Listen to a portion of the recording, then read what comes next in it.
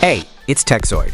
If you were a T-Mobile customer back in 2021, you might have heard something about a massive data breach. And now, yes, people are actually getting paid for it. Let's break it down.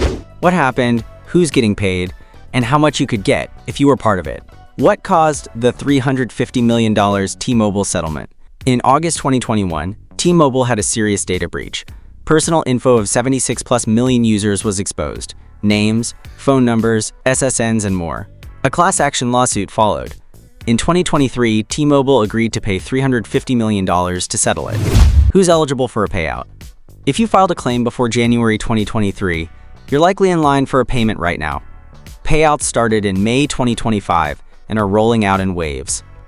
Some people are getting $25 to $100 with no proof, and up to $25,000 for documented losses like identity theft or fraud. Yep, $25,000. How are the payments being sent to claimants? Depending on how you chose to get paid, digital payments, PayPal, Venmo, Zelle, ACH, paper checks, sent by mail if you didn't choose a digital method. Watch for labels like Kroll settlement or T-Mobile data breach on your bank or mail notifications. Can you still file a claim? You can't file now, the deadline has passed. But if you already filed and haven't been paid yet, you can check your status at t-mobilesettlement.com. To check more details, check out our full post, link in the description. Final thoughts.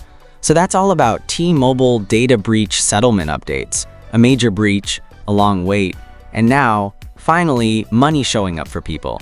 If you're one of the 76 million who got caught in that breach, it might be worth digging up your email to see if you qualified. Thanks for watching.